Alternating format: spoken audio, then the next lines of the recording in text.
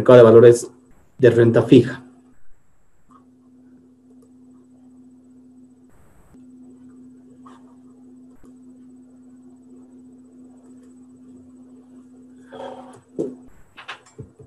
¿Se acuerdan eso?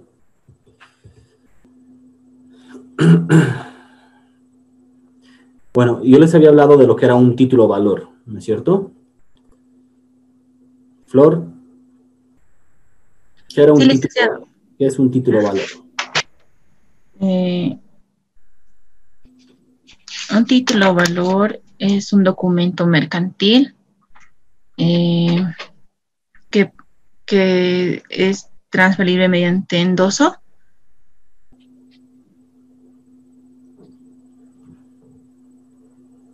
Es un documento mercantil que posee un derecho, ¿no? Que posee un derecho.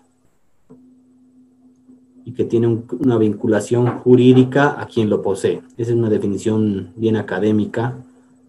Y también habíamos dado otras definiciones que están en el Código de Comercio y en la Ley del Mercado de Valores. No pierdan de vista, señores, este es un curso de mercado de valores. Entonces, ustedes tienen que saber qué es un valor, necesariamente. Esa es la esencia del curso, ¿verdad? Entonces, recapitulando, un valor es un documento mercantil que contiene un derecho, cuyo ejercicio tiene una vinculación jurídica a quien lo posee, ¿no? Habíamos dicho también que el artículo 491 del Código de Comercio también definía lo que es un valor, y decíamos que un valor es un documento necesario para legitimar el ejercicio del derecho literal y autónomo consignado en el mismo. ¿Sí? En el artículo 2 de la Ley de Mercado de Valores se amplía esta definición y decimos que los valores son aquellos comprendidos en el Código de Comercio. También pueden representar, pueden comprender su aceptación documentaria, es decir, que pueden ser físicos, cartulares, o pueden ser representados a través de anotaciones en cuenta. ¿Qué era una anotación en cuenta? Es un registro electrónico, ¿no? Que está a cargo de una entidad de depósito. En el caso del mercado de valores en Bolivia, se llama entidad de depósito de valores de Bolivia, que la vamos a ver más adelante. Entonces, eso es un valor. Ya habíamos visto también los tipos de valores. Habíamos visto tres formas de emisión de valores según el Código de Comercio. Los títulos que son nominativos, los que son a la orden y al portador, ¿sí? Después habíamos visto una clasificación genérica, académica también, de lo que eran los valores. Y encontrábamos que existían valores de renta fija y de renta variable, ¿no?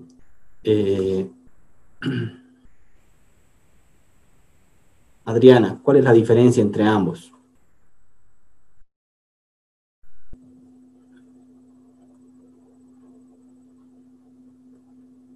Adriana Vera. Dice, buenas noches. Noches. La diferencia, como su nombre mismo lo explica, la renta fija está determinada, tiene cuándo empieza y cuándo acaba, mientras que la variable no, se diferencia de acuerdo a los montos también que se da en este tipo de renta.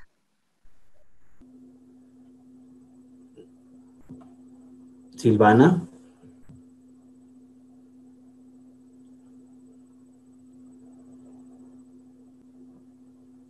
Silvana Callejas.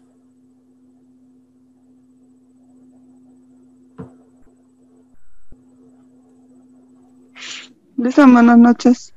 Buenas noches. La renta fija es, es cuando conocemos el tiempo, el monto y todo lo que, por ejemplo, un bono, una letra. Y la renta variable es variable porque es a largo plazo. Y no se sabe muy bien, el monto puede variar de acuerdo al tiempo. Más que en función al tiempo, en el caso de la renta variable, está en función a los resultados de la empresa. ¿Ya?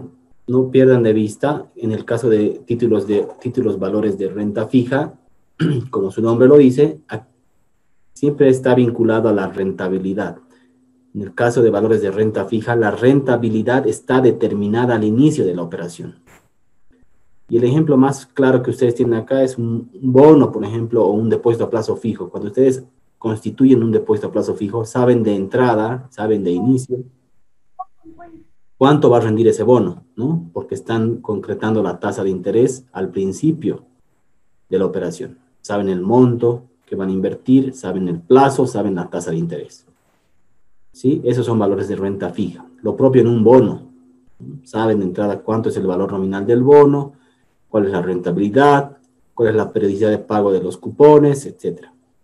Mientras que en el caso de las acciones, o propiamente dichos valores de renta variable, como las acciones, no saben cuánto va a ser la rentabilidad de la gestión, ¿no? Es incierto. Puede ser que a la empresa le vaya muy bien, en cuyo caso, bueno, pues es muy probable que la empresa vaya a distribuir sus utilidades en forma de dividendos a los accionistas. Sin embargo, puede darse el caso de que a la empresa le vaya mal o que no tenga definitivamente utilidades, entonces no va a haber distribución de dividendos, entonces la rentabilidad puede ser cero, ¿no? Esa es la diferencia. Aquí el ejemplo más característico son las acciones. ¿Sí? Por favor, no se confundan, no pierdan de vista esos dos conceptos, esas dos clasificaciones. En el contexto de valores de renta fija, que acabamos de ver,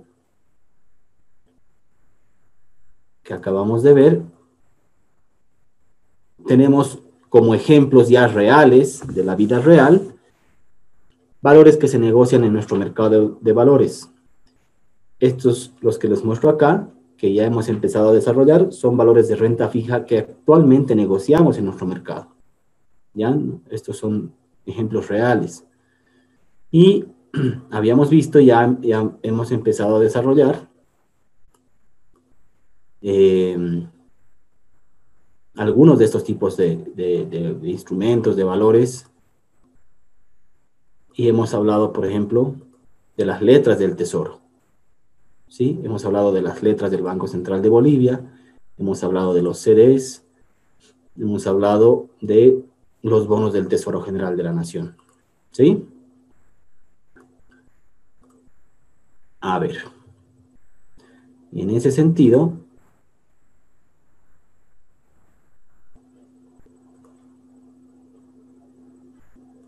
a ver. Ana Juliana. Lice, buenas noches. Buenas noches. ¿Cuáles son los valores que emite el Banco Central y con qué propósitos lo hace? Emite dos tipos de letra, las letras rescatables y las letras convencionales. Tiene la característica de que son letras a corto plazo. También emite lo que son los CDs. Y bueno, pues todos son con una política monetaria. Muy bien, muy bien. Son títulos valores de corto plazo. ¿Por qué? Porque van hasta un año, ¿no? ¿Qué plazos se emiten? Se emiten en plazos de 91, 182 días, 273 días y 364 días. Son de corto plazo, se emiten a descuento, se negocian al rendimiento y son emitidos por el Banco Central. Como bien lo decía su compañera, estos títulos se emiten con fines de política monetaria. ¿Sí? Miriam, ¿qué había sido la política monetaria? ¿Para qué servía?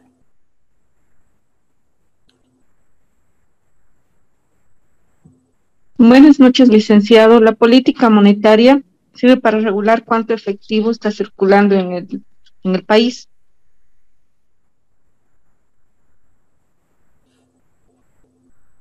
Es una de las herramientas que tiene el Banco Central, ¿no? Muy bien. Rodney Verástegui. ¿Qué títulos emitía el Tesoro General de la Nación? Dice, buenas noches.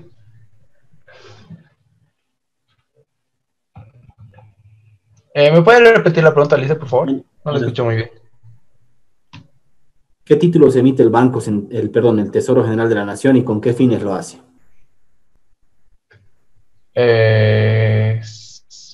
Emite letras de cambio, si no recuerdo mal, y es con el fin de generar una especie de apalancamiento de ingreso para el Estado.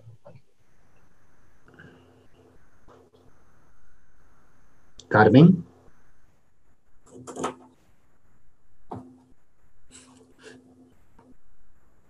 Carmen Calizaya. Glice, buenas noches. Buenas noches. También se podría decir que también otorgan, no sé si estoy bien, los cheques, porque son también esos sus títulos valores. ¿El Tesoro? El Tesoro General de la Nación no emite cheque. No. Me estoy equivocando, Luis. Lady Laura.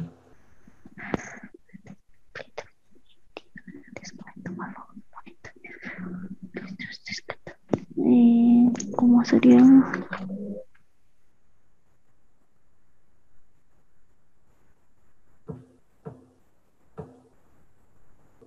Lady.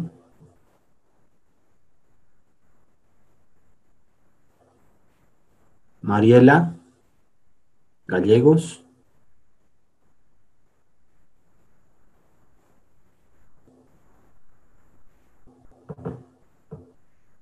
Melanie. Lick, a lo que tenía entendido es que el Tesoro General de la Nación se emite este tipo de instrumentos para utilizar más o menos para el sector de infraestructura, ya sea, digamos, como puentes, carreteras o cosas así. No sé si estoy bien, la verdad, pero sí escuché de ese tema. Sí, en el fondo sí, ¿no? Y eso está reflejado en la política fiscal. El Tesoro emite bonos para obtener financiamiento a través de su política fiscal y eso va con fines para hacer, por ejemplo, proyectos de gran envergadura, proyectos como la construcción de carreteras, escuelas, hospitales y todo eso, ¿no? Generalmente los financiamientos de este tipo del Tesoro son financiamientos de largo plazo, ¿no? Pero en esencia el Tesoro generalmente emite bonos del Tesoro General de la Nación y lo hace con fines de política fiscal. ¿Alguna pregunta? Bueno, eso ya habíamos visto la anterior clase, ¿no? Bueno, ¿alguna pregunta hasta acá? Todo lo que hemos visto hasta ahorita es un repaso de la anterior clase.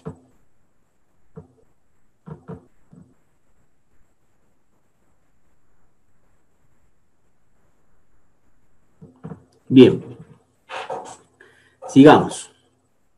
Ahora vamos a hablar de los pagarés. Existen, voy a apoyarme en una diapositiva acá. Dentro de lo que son los pagarés, existen dos tipos de pagarés que se negocian en bolsa. Dos tipos de pagarés.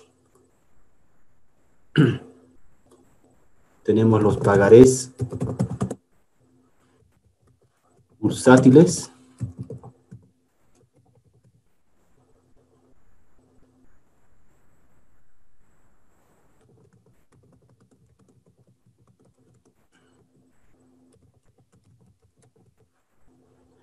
y tenemos los pagarés de mesa de negociación. Dos tipos de pagarés bursátiles y pagarés de mesa de negociación. ¿Ok? Entonces, rápidamente voy a dar las características de unos y otros. Ambos son instrumentos de corto plazo. En el caso de los pagarés, el plazo máximo de la emisión de estos pagarés es de 360 días. ¿Ok? En el caso de los pagarés de mesa de negociación, El plazo máximo de emisión de estos títulos es de 270 días. ¿Ok? Pero seguimos dentro de la categoría de corto plazo. Entonces podemos decir que ambos pagarés son pagarés de corto plazo. Luego,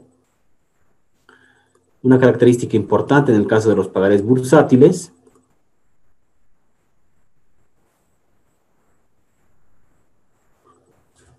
es que deben contar con calificación de riesgo, necesariamente. La calificación de riesgo es obligatoria para este tipo de instrumentos. En el caso de los pagarés de mesa de negociación,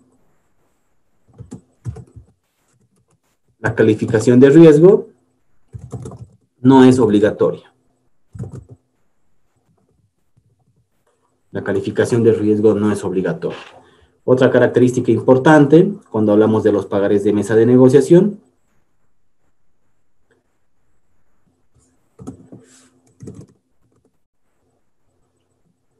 la característica más importante, yo diría, es que los pagarés de mesa de negociación están diseñados para financiar específicamente pymes.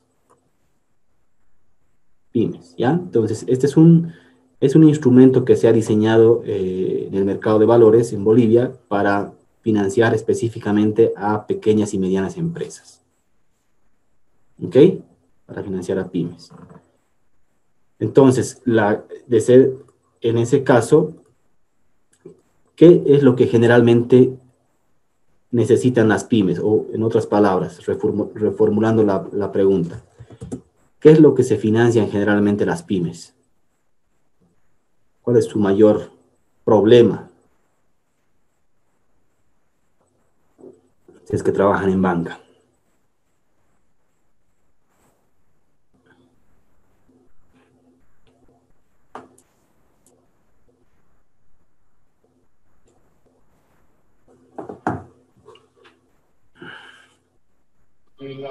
Buenas noches, licenciado. Si es a corto plazo, generalmente es capital de operación, ¿no?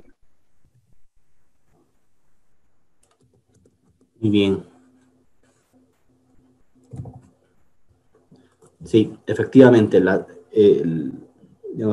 pymes generalmente tropiezan con estos problemas de caja, ¿no es cierto? Entonces, las necesidades de financiamiento de una pyme son para capital de trabajo, capital de operaciones. En el caso de los pagarés de mesa de negociación, también pueden financiar capital de trabajo, capital de operaciones, o también pueden financiar capital de inversión. ¿Ok? Esas son las diferencias y características entre un tipo de pagaré y otro. Entonces, señores, cuando yo les pregunte en el examen cuáles son las condiciones o cuáles son las características de un pagaré de mesa de negociación, entonces me tienen que decir estas características, ¿no? ¿Cuál es la característica más importante de un pagaré de mesa de negociación? Es que está destinado para financiar pymes. ¿Ok? ¿Alguna pregunta?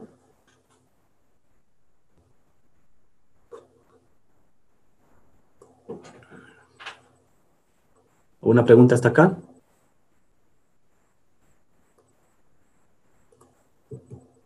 Entonces ya hemos visto pagarés de mesa de negociación y los pagarés bursátiles. Bueno, ahora vayamos a ver la categoría de bonos.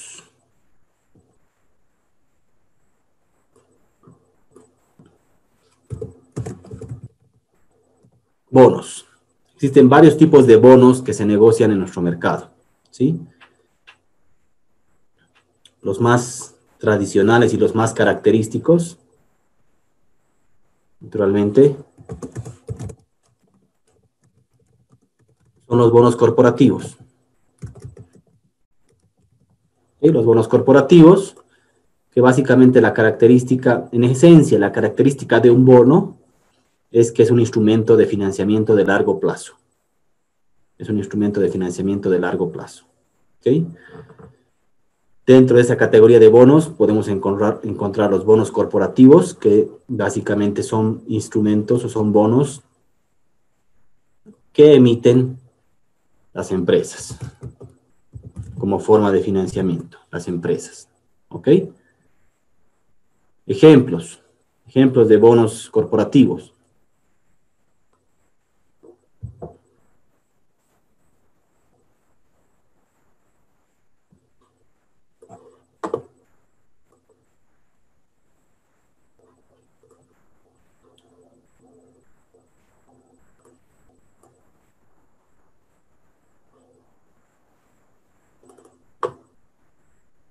¿Están viendo mi pantalla en Google? Sí, Lice. ¿Sí? Sí. Bueno, voy a entrar rápidamente a la página de la bolsa, puesto BBB, Bolsa Boliviana de Valores, acá. ¿Están viendo lo que estoy compartiendo? Sí, Lice. Sí, Lice. Entonces, Sí. En Centro de Información Bursátil, acá, prospectos de emisión. Ustedes van a ver que, y aquí está diferenciado por tipo de instrumento, por ejemplo. Bonos de largo plazo. Vamos a ver quiénes se financian con este tipo de instrumentos. Fíjense, acá. Bonos IASA. IASA es la aceitera. ¿No? La aceitera. Pilandina, fíjense. Bonos PIL, Pisa Leasing, bonos Nibol, Benevelizing, Plastiforte, bonos Las Lomas, bonos Telecel, son los bonos de Tigo, bonos Clínica de las Américas, bonos de la cooperativa, bonos Fortaleza Leasing, bonos Prolega, bonos Ende Transmisión, bonos Prolega, bonos Fancesa, bonos Crecer, bonos TCM, bonos COBE.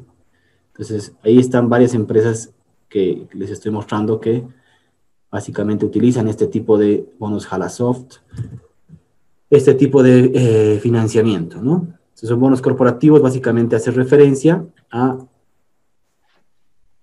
bonos que emiten las empresas.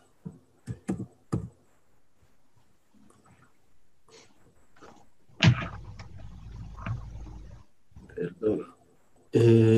Voy a volver a compartir la pantalla.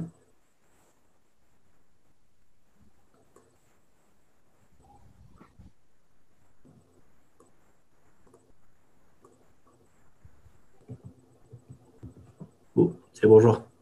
Bueno, otra categoría que tenemos de bonos.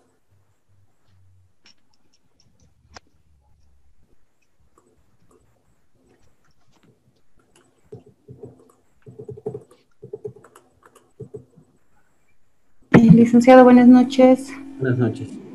Quería hacer una curiosidad que tengo en este caso de los bonos corporativos. Para poder ser accionista en este caso, ¿solamente son aceptados las empresas o pueden ser personas naturales? Para ser aceptados los accionistas o los inversionistas. Para ser inversionistas y para que tú puedas comprar, o nosotros podamos comprar una acción de Pilandina, por ejemplo. Sí. Como les había dicho en la anterior clase, bueno, no hay que confundir los términos, ¿no? ¿Quiénes son los accionistas? Los accionistas, vamos a ver más adelante de todas formas, pero los accionistas son los que son dueños de una empresa que es sociedad anónima, ¿no? Ese es un accionista. Su compañera pregunta para, por ejemplo, yo adquirir un bono de cualquier tipo, un bono municipal o un bono corporativo, ¿lo puedo hacer como persona natural? Por supuesto que sí. Por supuesto que sí. Ustedes, me estoy adelantando, pero lo vamos a ver igual en esta clase más adelante. Lo pueden hacer como inversionistas, deben acudir necesariamente a una agencia de bolsa para que la agencia de bolsa les haga el proceso de intermediación. Pero pueden ustedes como personas naturales adquirir este tipo de instrumentos. Lo pueden hacer. ¿Ok? Después tenemos la categoría de, ya hemos visto los bonos corporativos, los bonos municipales. Los bonos municipales, señores, son la característica, naturalmente, es que son bonos emitidos por los gobiernos municipales. Actualmente, el gobierno municipal de La Paz tiene en circulación bonos municipales. Tiene en circulación bonos municipales. Es uno de los casos de estudio en Latinoamérica porque es de los pocos municipios que ha emitido bonos y se ha financiado en el mercado de valores con este tipo de instrumentos. Entonces, en Bolivia, y específicamente el gobierno municipal de La Paz, ha hecho la emisión de bonos, ¿ya? Para que tengan conocimiento. Después, ¿sí? ¿No querían preguntar algo? Sí, sí, Lice, buenas noches. Ay, perdón, sí, sí, no. ya. ¿Y estos bonos, Lice, del gobierno municipal son a corto o a largo plazo? Son a largo plazo. En general, todos los bonos, la característica de un bono es que son de largo plazo, ¿no? Estamos hablando de 3 años para adelante. Hay bonos que llegan hasta 10 años, inclusive. Ah, ok. Gracias, Lice. Más adelante les voy a mostrar el prospecto de emisión de los bonos municipales. ¿Ya? No se preocupen. Después tenemos los bonos, esta categoría de bonos que son los bonos participativos. Los bonos participativos tienen dos características importantes. Uno es que son emitidos por pymes. Son bonos emitidos, diseñados para emitirse por pymes. ¿Ok? Y dos, la segunda característica es que son bonos con tasa variable. Es decir, tienen un componente de tasa fija y si a la empresa le va bien y si cumple ciertos indicadores de la empresa, si sobrepasa ciertos indicadores, entonces se paga un fee de éxito, una tasa variable. ¿Sí? Esa es la característica de un bono participativo. Dos características. Bonos que se emiten por pymes y que tienen tasa variable. ¿Ok? Y quiero hacer hincapié en este tipo de bonos, señores. Los bonos bancarios bursátiles. Los bonos bancarios bursátiles.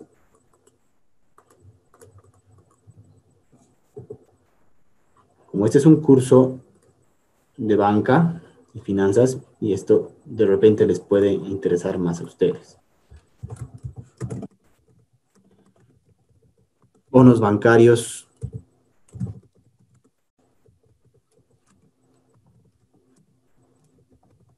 su simbología es BBB, ¿ya? Naturalmente son bonos que emiten los bancos, ¿sí? Los bancos, como son empresas, en casi todos los casos son sociedades anónimas, y como cualquier empresa, también puede financiarse a través del mercado de valores, ¿sí? Solo que los bonos que emiten no están dentro de la categoría de bonos corporativos, sino de bonos bancarios bursátiles. Existen dos tipos que emiten los bonos, perdón, dos tipos de bonos que emiten los bancos. Uno, tenemos los bonos convencionales o son los bonos senior. Los bonos senior. Y por otro lado tenemos a los bonos subordinados. Los bonos, perdón.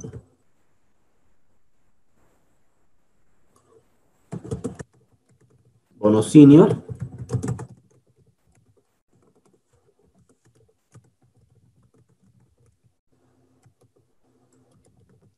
Y los bonos subordinados. ¿Ok?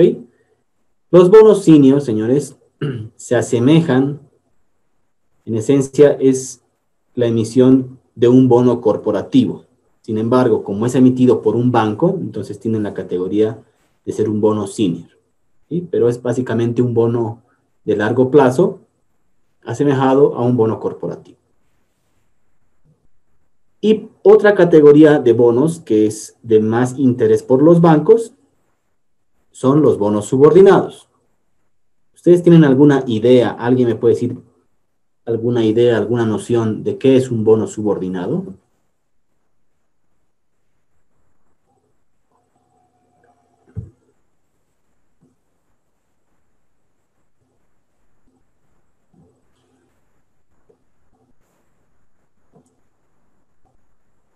¿Alguien tiene alguna idea?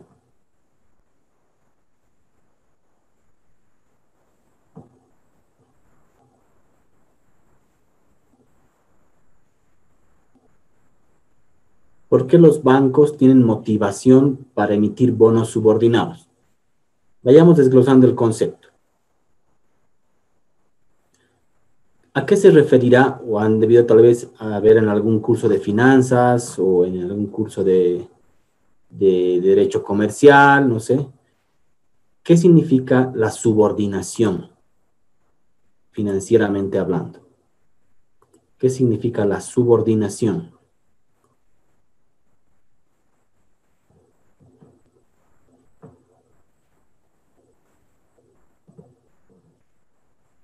¿Alguien sabe?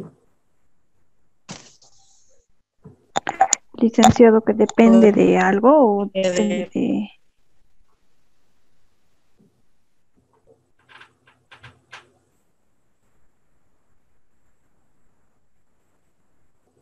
Sí, está bueno, conceptualmente hablando, que se subordina, es decir, que está debajo o está en función a algo, ¿verdad?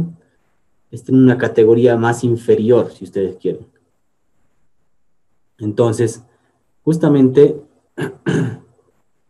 cuando hablamos de títulos que son subordinados, nos referimos a que, por ejemplo, si una empresa emite un título que es subordinado, está en otras palabras diciendo que se está subordinando a otras prelaciones que tiene la empresa.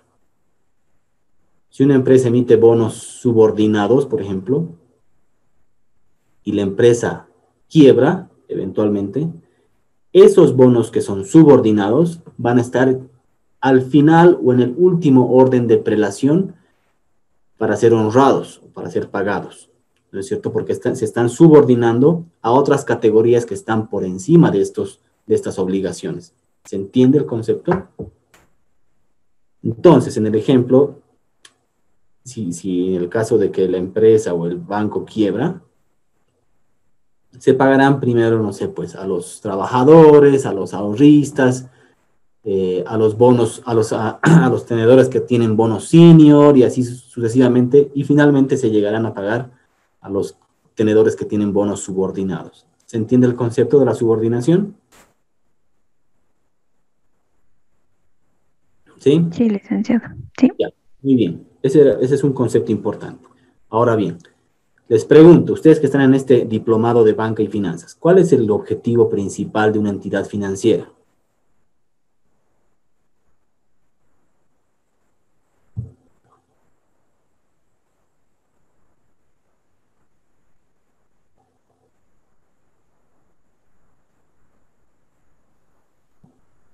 ¿Cuál es el principal objetivo de una entidad financiera? Incrementar sus propios recursos emitiendo crédito, otorgando crédito.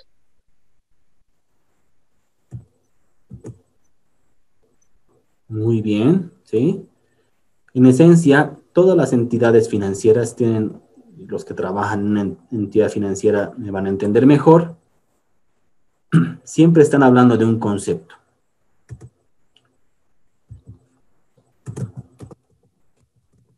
Incrementar la cartera, ¿verdad? Crecer en cartera.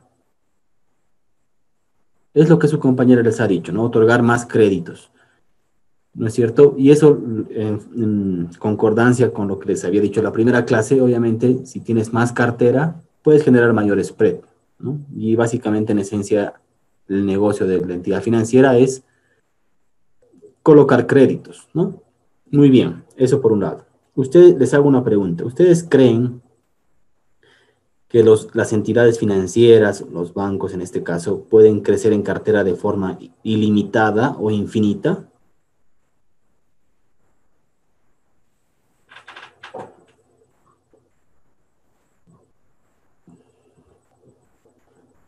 ¿Podrán hacerlo de forma ilimitada?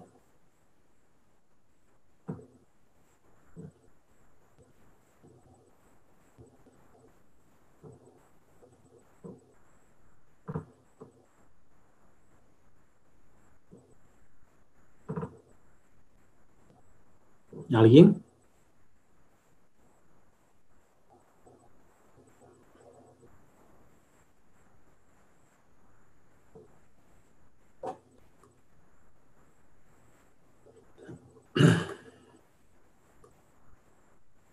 Olivia.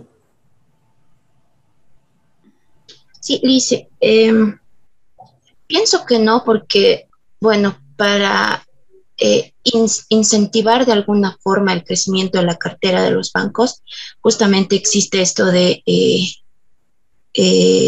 límites en el crecimiento de cartera fijado por la ASFI también, o regulado por la ASFI, y además un techo de tasas de interés.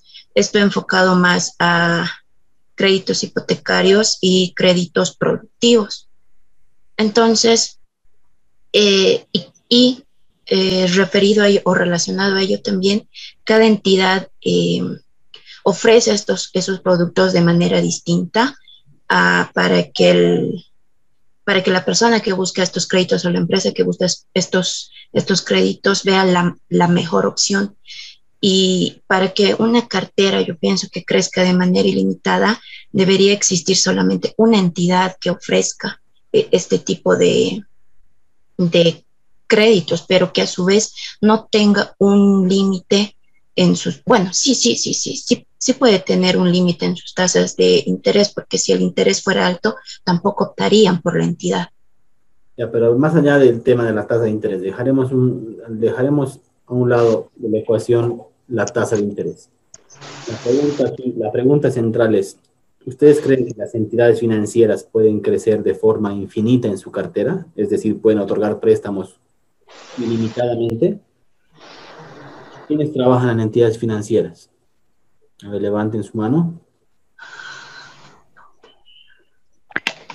Yo creería que no, porque cada entidad financiera, bueno, supongo, ¿no? que tiene sus políticas y bueno, el nivel de crecimiento. Además, un crecimiento así, como se diría, masivo, o bueno, de más, también tendría que ver el riesgo, ¿no? De crediticio. Pensaría eso. Licenciado, No sé si Sí. Licenciado, buenas noches. Bueno, yo entendiendo su pregunta, usted nos dice si puede crecer. Bueno, todas las instituciones quieren crecer, ¿no? Mientras más cartera generan más ingresos. Pero también eso depende pues del dinero, del cash que tengan, del efectivo que tengan para prestar, ¿no? Mucho depende de eso. Por eso es que se fondean y existen y hacen préstamos, ¿no? A bancos de segundo piso, ¿no? Para poder seguir generando cartera y de esta manera seguir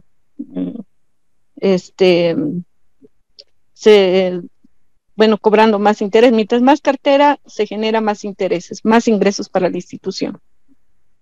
Ya, tibio.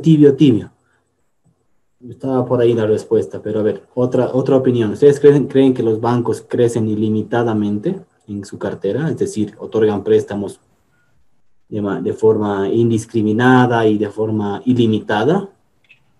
No lo pueden realizar, licenciado, porque para comenzar necesitarían, como mencionaban mis compañeras, un capital ilimitado, ya sea de fondeadores o de sus propios accionistas.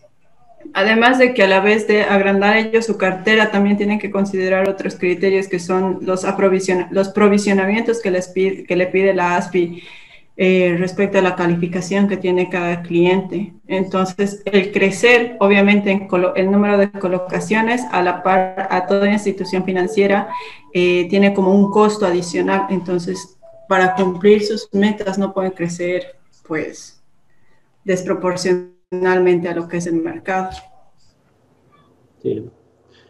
Sí, bueno, básicamente va por ahí la respuesta, pero nadie ha dicho la palabra clave acá, que es que los bancos... ¿Perdón? Licenciado, bueno, lo que yo puedo comprender es que un banco puede generar préstamos siempre y cuando no afecte a la solvencia del banco y que a la vez cumpla con la normativa de la ASFI. ¿Va relacionado? Sí, básicamente la respuesta va por ahí. Es que, obviamente, a ver, recapitulando, El objetivo de todas las entidades financieras, sobre todo, bueno, el objetivo de una empresa, eso lo han debido ver en finanzas, es la generación de valor, ¿sí? Valor para los accionistas, eso sin duda. Y en el caso de las entidades financieras, ¿cómo se genera ese valor? Obviamente, el negocio principal de una entidad financiera es la otorgación de créditos, en otras palabras, el crecimiento de su cartera, que es su activo más importante. Sin embargo, los bancos tienen una limitación. No pueden crecer de forma ilimitada o de forma indefinida, infinita, en cartera. Lo quisieran, ¿no? Porque generaría más ingresos, como una de sus compañeras dijo. Los bancos, señores, están limitados normativamente, como decía una de sus compañeras, por ciertos criterios. Y el criterio más importante, el referido a la solvencia, y este es un concepto que también lo han debido ver ustedes, es el famoso CAP, ¿no? El CAP, ¿alguien sabe qué es el CAP? Me imagino que sí. Ustedes lo deben dominar. ¿Qué es el CAP? Licenciado, yo no soy del área financiera, es que no, por favor, si me aclara esa definición de CAP. Coeficiente de adecuación patrimonial. Es el coeficiente de adecuación patrimonial. ¿Ok?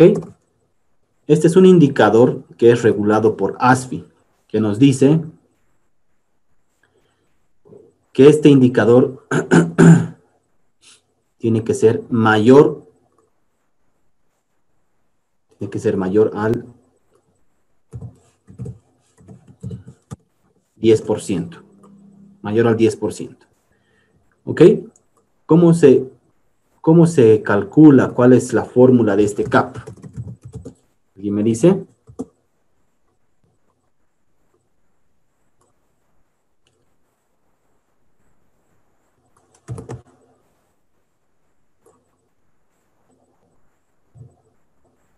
¿Alguien se acuerda?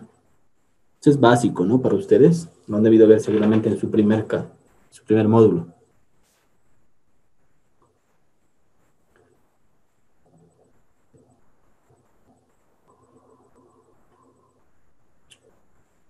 ¿Qué nos dice esta relación de coeficiente de adecuación patrimonial?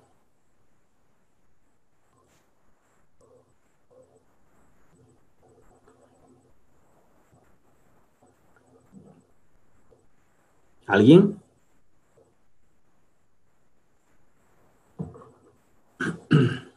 Entre paréntesis, una consulta. Se está notando lo que estoy escribiendo, ¿verdad? Sí, Lisa. Sí, ya está escribiendo como loquito y no se vea nada. Ya. ¿Qué es el coeficiente de adecuación patrimonial o cómo se lo calcula, señores? Ustedes deben saber mejor que yo esto.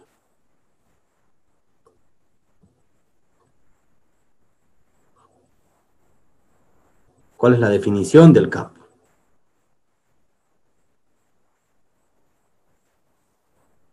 ¿Nadie?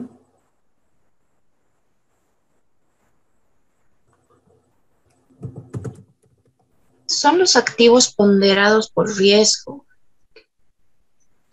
Exactamente, es una ecuación que nos dice, que refleja básicamente cuánto es el patrimonio por los activos de la empresa, en este caso de la entidad financiera, ponderados por un nivel de riesgo. Cuando hablamos acá de los activos, estamos hablando de la cartera, ¿no? No se olviden que la cartera es el principal activo de las entidades financieras. ¿Qué nos dice esta ecuación, señores? Es una ecuación tan importante para cuando hablamos de banca. Y está relacionado también a la solvencia, ¿no?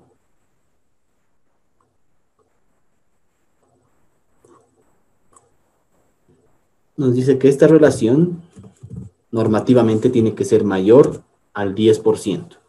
Siempre.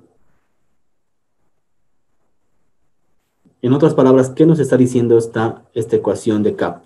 Nos dice, ok, señores, ustedes pueden crecer en cartera siempre y cuando tengan el patrimonio como banco, el patrimonio suficiente que respalde esas operaciones. ¿Sí? En otras palabras, ustedes tienen que tener el patrimonio suficiente para poder crecer en cartera. Fíjense, y esto es una relación muy obvia. ¿Cuál es el objetivo principal de una entidad financiera? Acabamos de decir. ¿Qué era? Otorgar créditos. Incrementar su cartera. Crecer en cartera, ¿no? En otras palabras, crecer en estos activos, ¿no es cierto? ¿Sí? ¿Me siguen? Cuando hablo de cartera, estoy hablando de los activos del banco. ¿Sí? Es su principal activo. ¿Me siguen? Sí, Lisa. ¿Qué pasa si se incrementa el denominador en esta ecuación? ¿Cuál va a ser el resultado general? Algo entre algo más grande, el resultado es más pequeño, ¿verdad? ¿Me siguen? ¿Sí? Si yo en esta ecuación incremento el denominador, o sea, algo entre algo más grande, toca cada vez a menos, ¿verdad? El resultado es más pequeño cada vez. ¿Sí o no? ¿Me siguen? Sí. Sí. Entonces, ¿qué pasa si yo crezco en la cartera de forma ilimitada? Implícitamente estoy afectando el CAP. Lo que voy a hacer es, naturalmente, llegar a un punto que voy a estar muy cercano a este 10%. ¿Sí o no? ¿Sí? Entonces, por eso yo no puedo crecer como entidad financiera de forma ilimitada, porque tengo ciertas regulaciones que me da el regulador, en este caso ASFI. Tengo que cumplir con un coeficiente de adecuación patrimonial que es mayor al 10%. Estos activos están ponderados por un nivel de riesgo. Dependiendo del tipo de crédito que la entidad financiera otorgue, va a tener una ponderación. Hay unas tablas, ¿no? Obviamente, si el riesgo es más seguro, por decir que tiene un colateral o una garantía hipotecaria y demás, obviamente la ponderación de riesgo va a ser menor, porque son riesgos que tienen un mayor respaldo. Los créditos que se otorgan a sola firma o los créditos que son de consumo, obviamente tienen un componente de riesgo mayor, porque tienen otro tipo de colaterales, ¿verdad? Entonces se pondera por un componente mayor de riesgo. ¿Ok? Entonces, básicamente, esta es una ecuación muy importante en la banca. Por eso es que las entidades financieras no pueden crecer de forma ilimitada. ¿Ok? Entonces, yo les hago una pregunta. Si yo quiero crecer en cartera y estoy muy cercano al 10%, por decir 10,5%, estoy ahí al filo nomás. Si yo quiero seguir creciendo en cartera, ¿qué tengo que hacer?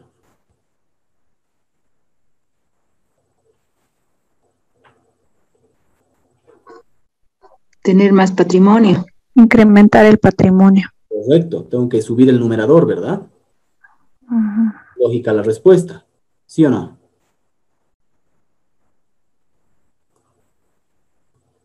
Y aquí tengo dos alternativas. ¿Cuáles son esas dos alternativas?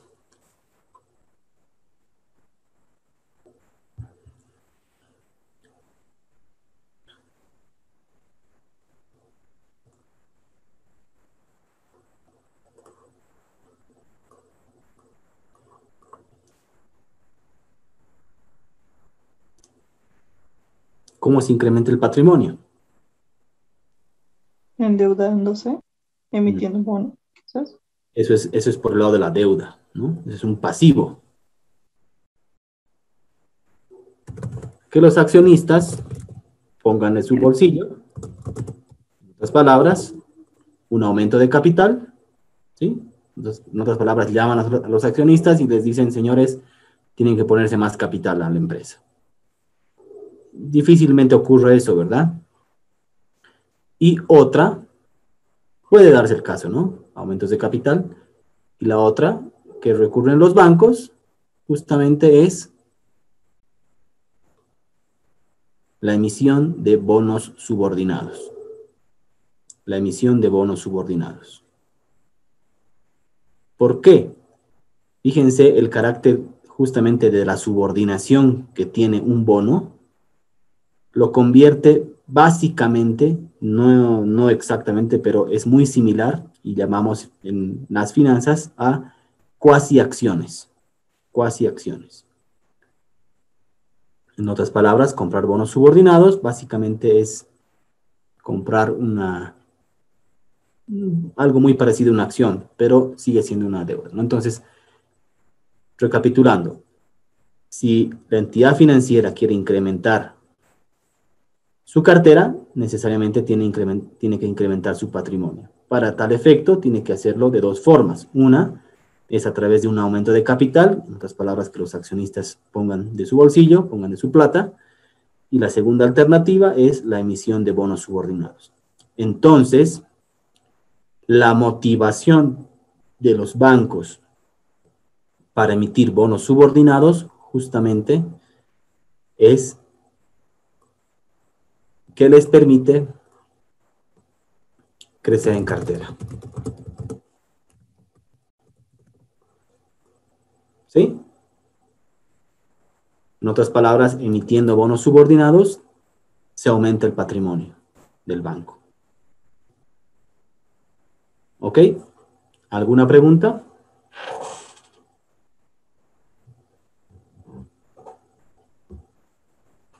¿Alguna pregunta? Licenciado, disculpe, ¿los bonos son como una especie de crédito? Vamos a ver más adelante. Los bonos es un pasivo para la empresa que se está financiando. Es parte de un pasivo. ¿Sí? Específicamente, cuando hablamos de bonos subordinados, en este caso puntual, sigue siendo un pasivo para, en este caso, el banco, pero el carácter de subordinación lo convierte básicamente como casi patrimonio.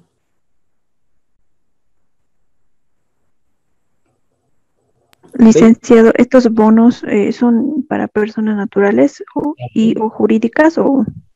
Bonos pueden ser inversionistas naturales o institucionales, ambos.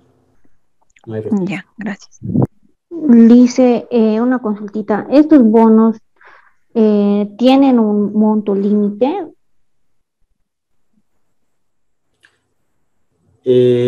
Bueno, obviamente está en función a la capacidad o a cuánto vaya a crecer crecer la entidad financiera. No es tampoco infinito. Y eso está en función, bueno, vamos a ver más adelante, les voy a explicar qué es un prospecto de emisión y demás. Generalmente tienen ciertos parámetros para definir estos importes, ¿no? No es ilimitado. Obviamente esto está regulado igual por ASFI, es aprobado por ASFI, entonces no es ilimitado. Vamos a ver más adelante, no se preocupen con ejemplo. ¿Alguna otra pregunta?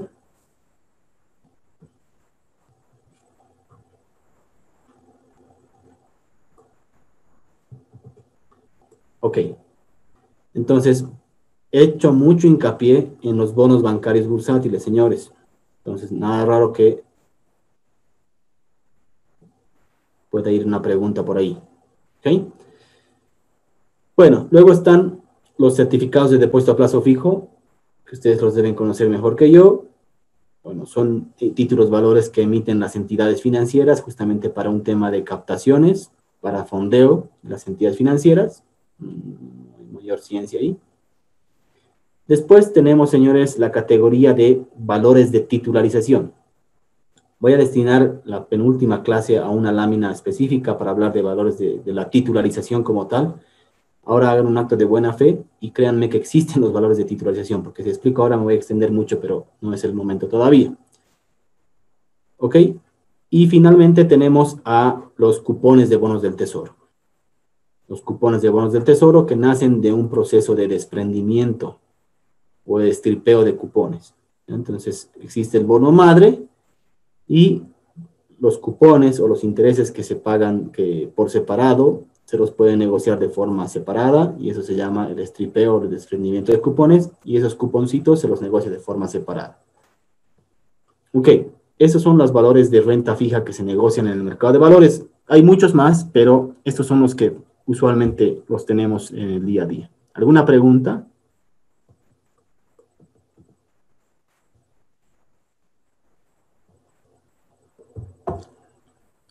En cuanto a la categoría de valores de renta variable, el más común, la categoría más común es la de acciones.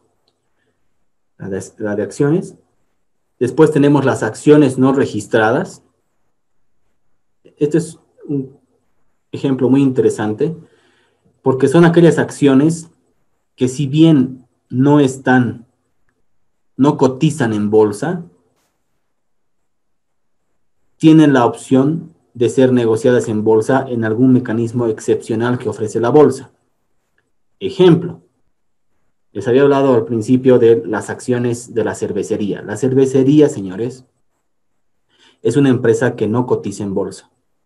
Sí está inscrita en el registro del mercado de valores. Entonces, muchas veces pasa que hay inversionistas que quieren, por un tema de transparencia, por un tema de beneficios tributarios, qué sé yo, prefieren cotizar, prefieren negociar sus acciones a través de bolsa, aunque no estén inscritas en bolsa. Solicitan a través de una agencia de bolsa el mecanismo para poder negociar sus acciones. La bolsa otorga sesiones especiales para este tipo de negociaciones. Son negociaciones muy raras, pero existen. Y finalmente tenemos las cuotas de fondos de inversión cerrados que derivan de justamente fondos cerrados que para hacerlos líquidos, para hacerlos efectivos, necesariamente tienen que negociarse en bolsa. Pregunta, les hago una pregunta. ¿Qué creen ustedes que se negocia más en bolsa? En nuestra bolsa al menos, en la Bolsa de Valores de Bolivia. ¿Valores de renta fija o valores de renta variable? Renta fija. Casi el 90% del mercado de valores de renta fija. ¿Algún otro criterio?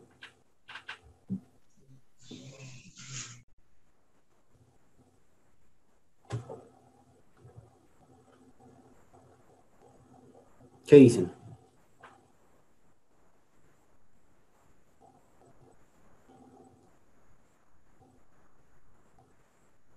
¿Alguna otra opinión?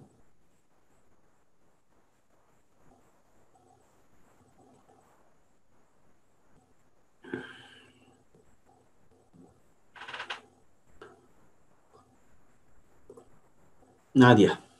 Lice, también podría ser la renta variable porque también les favorecería a los accionistas para poder ir aumentando, ya que no va a ser fijo. Entonces, cuando tengan la necesidad, pueden ir aumentando para que pueda crecer el patrimonio. Sí, pero la pregunta puntual es, en nuestro mercado, ¿qué es lo que más se negocia? ¿Valores de renta fija o valores de renta variable? Tú dices renta variable. Sí. Sí. Ok. Pues bien, les tengo que contar una cosa. Lastimosamente, en nuestro mercado, lo que predomina más es la renta fija. ¿Sí?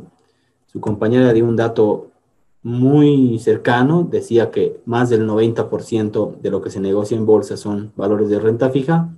Y en esencia, sí. Yo les diría que incluso un poco más. Está rondando el 99, casi el 100% de lo que se negocia en bolsa es renta fija. Voy a saltarme un minuto. Y voy a compartirles este gráfico que también está en la presentación, solo que está más adelante. Entonces, ustedes ya tienen noción de lo que se negocia en bolsa, ¿verdad? Y hemos hablado de todas las categorías de instrumentos y están totalmente familiarizados. Entonces, ¿están viendo mi pantalla? Sí, licenciado. Sí, licenciado. Ahora sí, completa, ¿no? Fíjense este cuadro, que es muy interesante. Este es un cuadro que nos muestra los montos operados a mayo de este año, y este es el acumulado en lo que va del año, a mayo discrimina acá valores de renta fija y valores de renta variable. Todo lo que vayan a leer ustedes acá ya es muy familiar para ustedes, ¿verdad? Fíjense, ¿qué se negocia en valores de renta fija? Bonos bancarios bursátiles, ya saben lo que es. Bonos a largo plazo, que son los bonos corporativos. Bonos municipales, bonos del tesoro, cupones de bonos del tesoro, depósitos a plazo fijo, letras del BCB, letras del tesoro, pagarés bursátiles, valores de titularización. En el caso de renta variable, acciones y cuotas. Fíjense, ¿cuánto se negocia en renta fija en términos de porcentajes a mayo?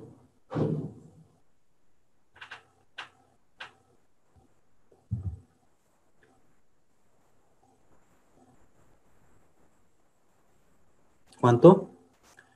El 100% de lo que se ha negociado ha sido renta fija, ¿verdad?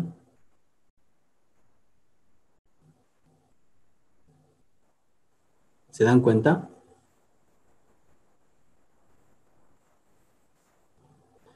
Entonces, básicamente la balanza está muy desproporcionada, ¿no? Fíjense, otro dato importante acá. Dentro de lo que es renta fija, señores, ¿qué es lo que más se negocia? Depósitos a plazo fijo. Los DPFs, ¿verdad? Entonces, ¿qué conclusiones podemos sacar acá?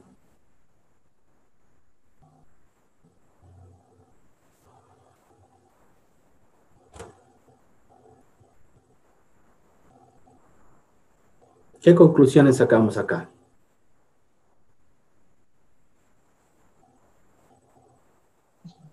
La mayoría opta por depósito a plazo fijo, la mayoría de la gente, de los clientes. Dos conclusiones importantes. Uno, para empezar, nuestro mercado de valores es un mercado de renta fija, ¿no? Porque gran parte de lo que se negocia, bueno, casi el 100% son valores de renta fija. Y la segunda conclusión que sacamos, como decía su compañera, es que es un mercado de DPFs también, ¿no?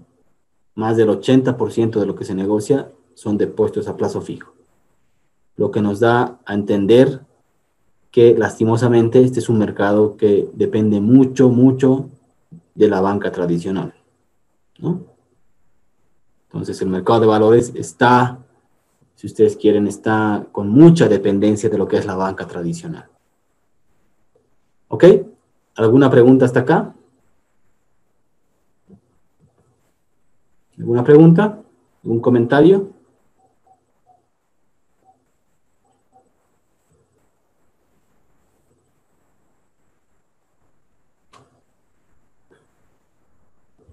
¿Nada?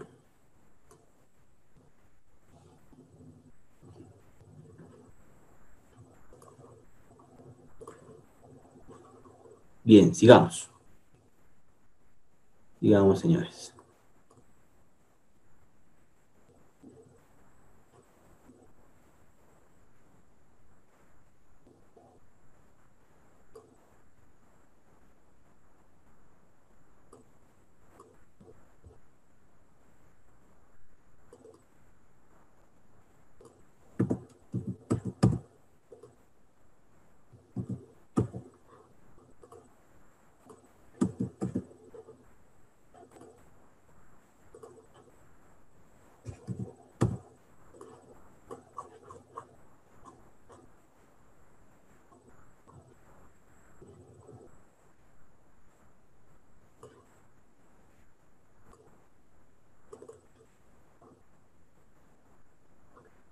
¿Están viendo la presentación? Sí, Alicia. Sí, muy bien. Entonces ya tenemos la noción de lo que es un mercado de valores, qué es un valor, qué tipos de valores se negocian, y ahora vamos a entrar de lleno a cuáles son los participantes que intervienen en este esquema de mercado de valores. Y los vamos a desarrollar uno a uno a profundidad. ¿Ok? Entonces, Fíjense, volvemos al esquema. ¿De qué tipo de intermediación estamos hablando, señores? Directa. Directa, ¿verdad? Directa. Estamos hablando de un tipo de intermediación financiera directa. ¿Ok? ¿Cómo funciona este esquema? Por un lado tenemos inversionistas. ¿Sí? ¿Quiénes son los inversionistas, señores?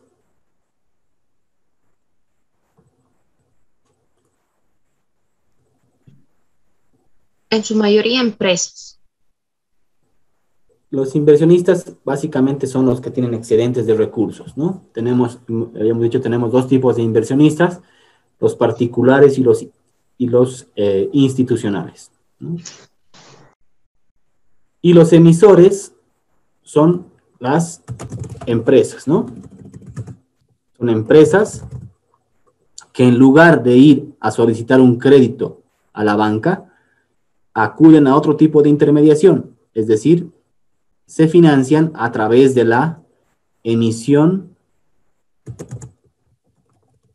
de títulos valores. ¿Sí? Pueden ser bonos, pueden ser acciones, pagarés y demás. Esos títulos valores van a ser adquiridos por los inversionistas. Ya les había dicho que tanto por el lado de la oferta de recursos como la demanda de recursos, no lo hacen de forma directa, sino que tienen que acudir a intermediarios autorizados, que son las agencias de bolsa o agentes de bolsa o casas de bolsa. Estas agencias de bolsa interactúan tanto con los inversionistas como con los emisores y realizan la compra y venta de estos valores en un mercado organizado que se llama Bolsa Boliviana de Valores. En este esquema intervienen otros participantes. Por ejemplo, noten que este es un mercado que está regulado por ASFI, ¿no? Es un mercado que está regulado, el ente regulador es ASFI, hay otros entes, digamos que fiscalizadores, si se puede llamar, en este caso es la UIF, la Unidad de Investigaciones Financieras, y hay otros participantes que también intervienen de forma directa, como en el caso del Banco Central, como les había explicado, es un emisor por excelencia. Al mismo tiempo, hay otras entidades que intervienen en este esquema, que se denominan entidades auxiliares, como por ejemplo las sociedades de titularización, las entidades calificadoras de riesgo, las empresas de auditoría externa, etcétera, etcétera. ¿Ok? Ese es el esquema básico de cómo funciona el mercado de valores. Y lo que vamos a hacer ahora, señores, si no hubiese alguna pregunta, es ir desarrollando uno por uno estos participantes. Vamos a empezar con las agencias de bolsa o los agentes de bolsa. ¿Ok? Los agentes de bolsa. ¿Alguna pregunta antes de empezar?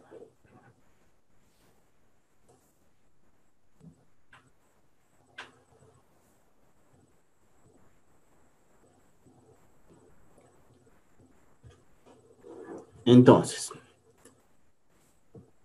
las agencias de bolsa tienen un objeto único y exclusivo. ¿Cuál es ese objeto? El de realizar actividades de intermediación de valores. Intermediación de valores. ¿Ok? Además, dice de cumplir cualquier otro acto relacionado a la transferencia de los mismos y desarrollar otras actividades que están permitidas por la norma. Pero en esencia, la actividad más importante es la de intermediación de valores. Asimismo, las agencias de bolsa pueden desarrollar este tipo de actividades. Entre las más importantes, las menciono acá, dice intermediar valores por cuenta de terceros, ¿no? Fíjense acá en el esquemita, y también resolviendo algunas de las consultas que decía una de sus compañeras, si yo como inversionista quiero adquirir uno de estos bonos, ¿lo puedo hacer? Sí, lo puedes hacer. Tienes que acudir a una agencia de bolsa, abrir una cuenta y la agencia de bolsa te va a asesorar en cómo tú puedes convertirte en un inversionista y puedes adquirir títulos valores, ¿no? Dice intermediar valores por cuenta de terceros, es decir, esos terceros son los clientes. Dice, operar por cuenta propia bajo reglamentación especial. Las agencias de bolsa también intervienen en este mercado, señores, como inversionistas. Es decir, las mismas agencias de bolsa se convierten en inversionistas. Tienen su cartera de inversiones, administran la cartera de inversiones de clientes, es decir, de terceros, pero también pueden administrar su propia cartera. ¿Sí? Aquí hay una palabra importante. Dice, pueden operar por cuenta propia, pero bajo una reglamentación especial. ¿Por qué es esa reglamentación especial? Porque siempre la agencia de bolsa debe dar prioridad a sus clientes antes que los intereses propios de la misma agencia de bolsa. A eso se refiere con la reglamentación especial. ¿Sí? Luego dice proveer servicios de asesoría de información en materia de intermediación de valores, ¿no? Entonces, si una persona va, una empresa va y tiene excedentes de recursos y quiere invertir en bolsa, entonces una de las funciones de una agencia de bolsa es asesorar a las personas, a las empresas para que puedan canalizar sus recursos de la forma más eficiente. Otra de las funciones importantes es prestar los servicios de asesoría financiera. Prestar los servicios de asesoría financiera. Y esta es una de las más importantes. ¿A qué se refiere esto? ¿Qué pasa si hay una empresa? Pongamos un ejemplo más real. PIL. PIL. Necesita un financiamiento. ¿Ok? Entonces acude al mercado de valores. No va al esquema tradicional de la banca a solicitar un crédito, sino dice, ok, yo voy a hacer un financiamiento, voy a financiarme pero a través de la emisión de títulos valores. ¿Qué tiene que hacer? El primer paso que tiene que hacer esta empresa es contratar a los servicios de una agencia de bolsa, ¿no? Por contratar los servicios de una agencia de bolsa. Y esta agencia de bolsa justamente le dará un servicio de asesoría financiera. Entonces, lo que va a hacer la agencia de bolsa es un servicio de asesoría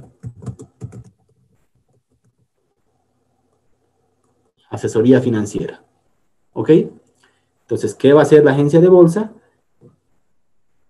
Le va a decir a la empresa, en este caso PIL, ok, te conviene financiarte a través de este mercado, tus números dan para que puedas financiarte, te conviene emitir tal cantidad de dinero, este tipo de instrumento, en tal moneda, en tal plazo, con esta tasa de interés.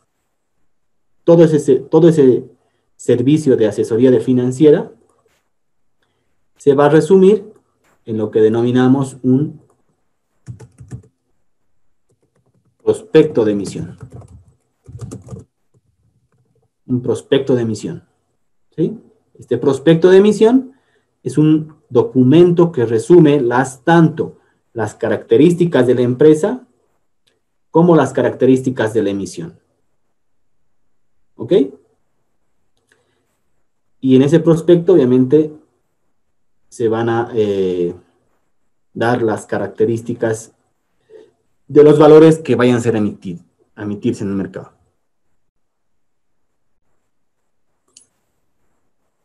Les doy un ejemplo.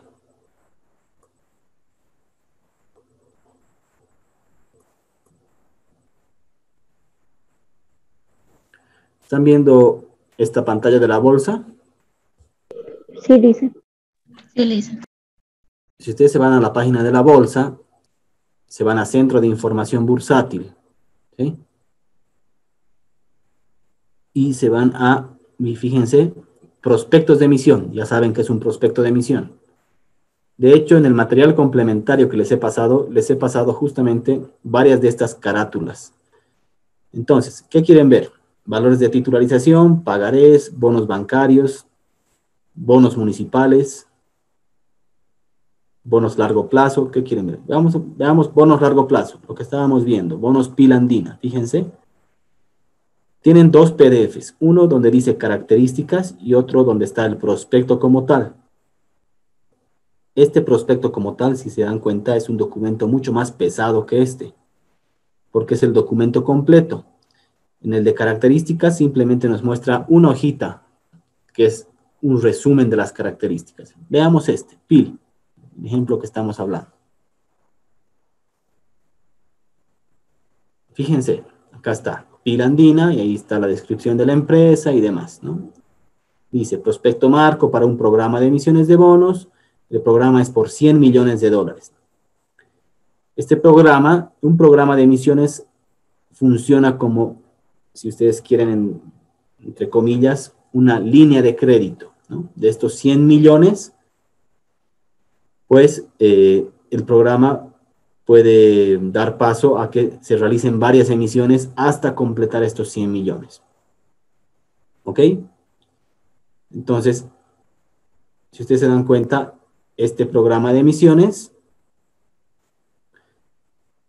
esta es una hojita que nos muestra las características más importantes de esta emisión. ¿Sí? Entonces, volviendo al ejemplo,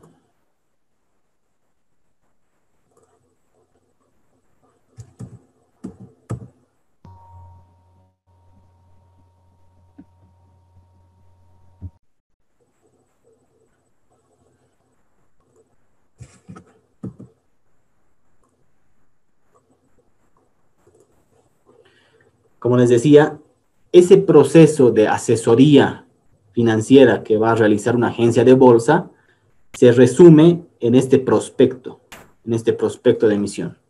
¿Ok? En ese prospecto se van a detallar las características más importantes, tanto de la empresa como de la emisión.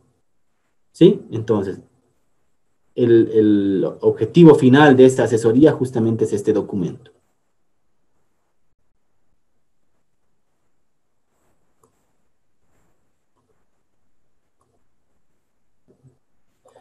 Estoy compartiendo mi pantalla, se la ve, ¿verdad?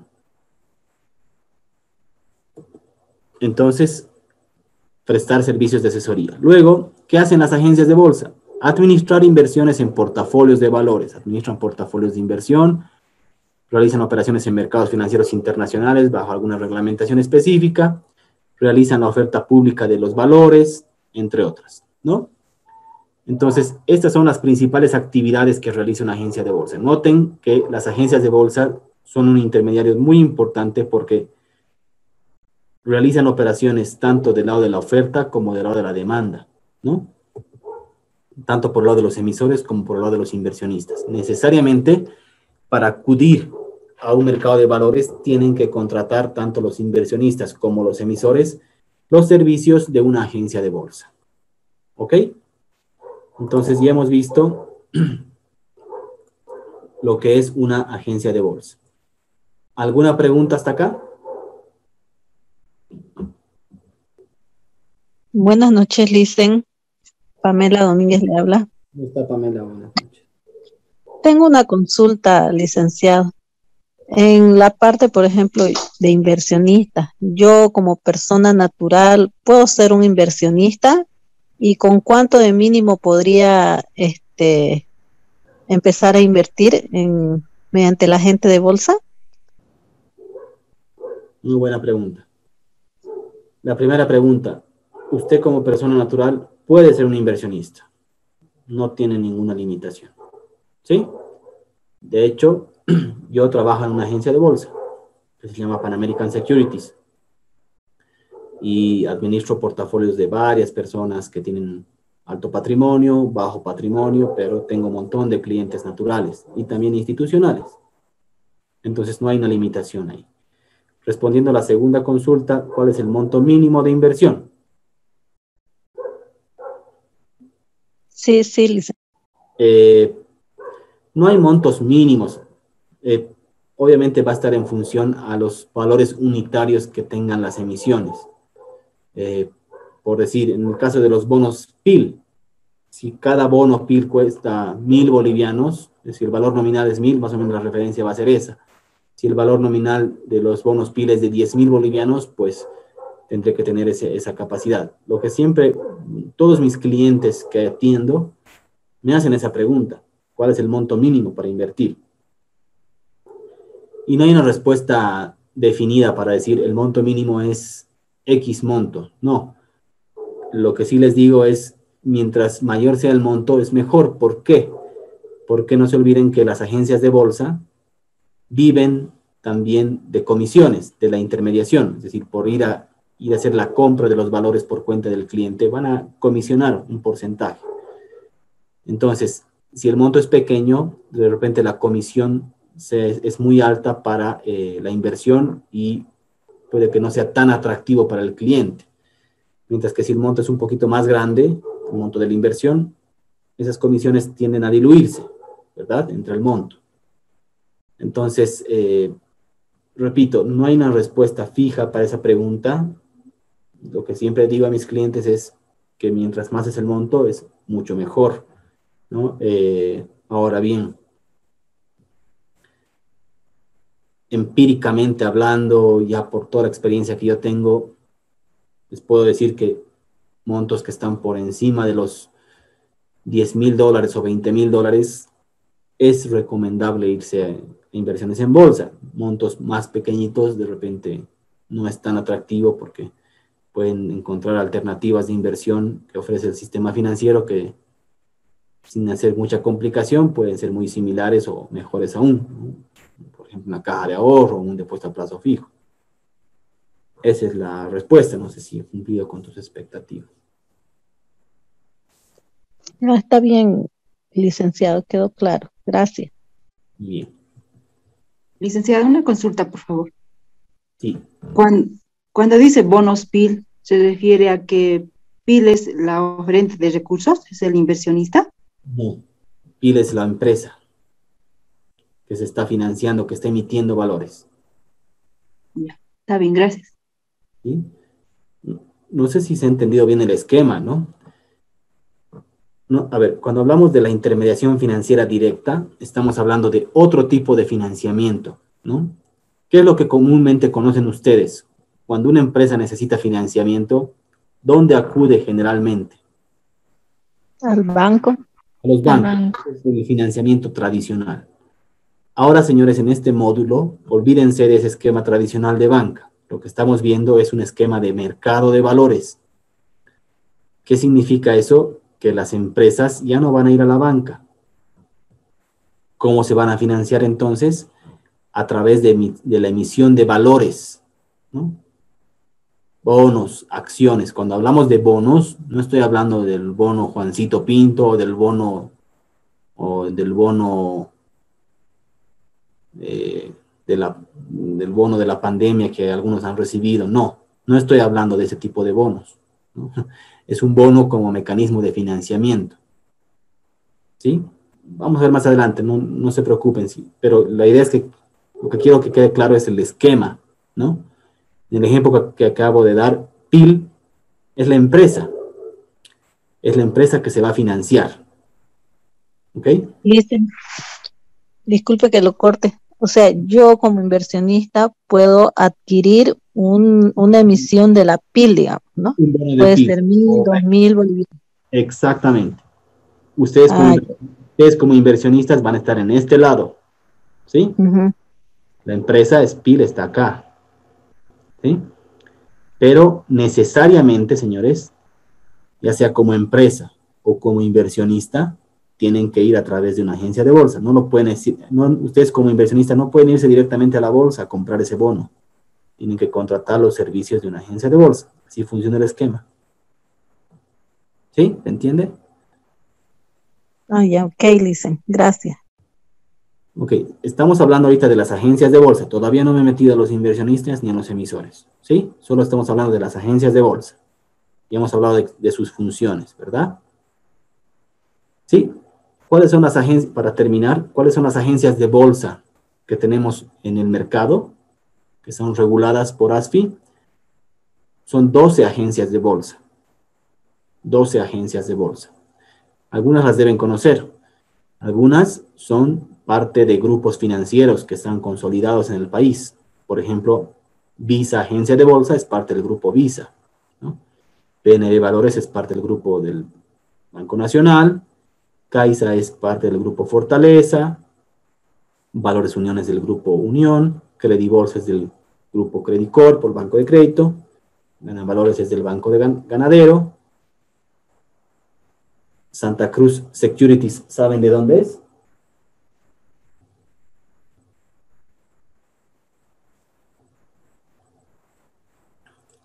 Es del grupo Fácil. ¿Sí? Del grupo Fácil. Estas son agencias de grupos financieros. ¿Sí? Del grupo no se escuchó. Fácil, del Banco Fácil. Ah, ok, gracias. Y hay agencias de bolsa que son independientes. Por ejemplo, está Pan American Securities, que es donde yo trabajo, y Bolsa, Multivalores y Sudaval. ¿Sí? Eso para que tengan una idea. Entonces, si ustedes quieren invertir en bolsa, tienen que acudir a cualquiera de estas agencias de bolsa. Imagino que acudirán a esta, ¿verdad? No, mentira. Bueno, ustedes tendrán que hacer sus averiguaciones y ver cuál es la de su preferencia o la cual tiene más confianza. Pero básicamente lo que van a hacer estas agencias de bolsa es intermediar, ¿no? Les van a dar un consejo, les van a orientar y demás. ¿Ok? ¿Alguna pregunta?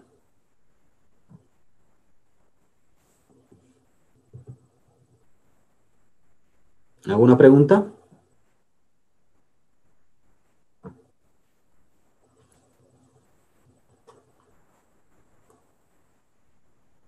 ¿Está claro? ¿Todo?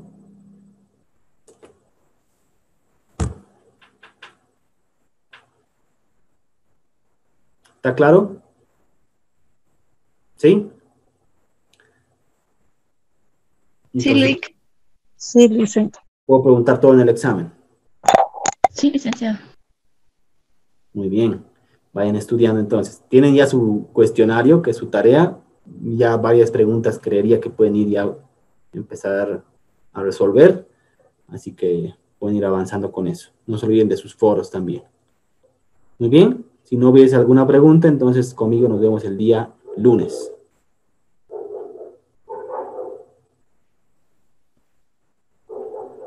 Está bien, Lice, gracias. Está bien, Lice, muchas gracias. Gracias, Lice. Gracias, Licen. Buenas noches. Buenas noches, Lice. Buenas noches, licenciado. Fin de semana. Buenas noches. Chao.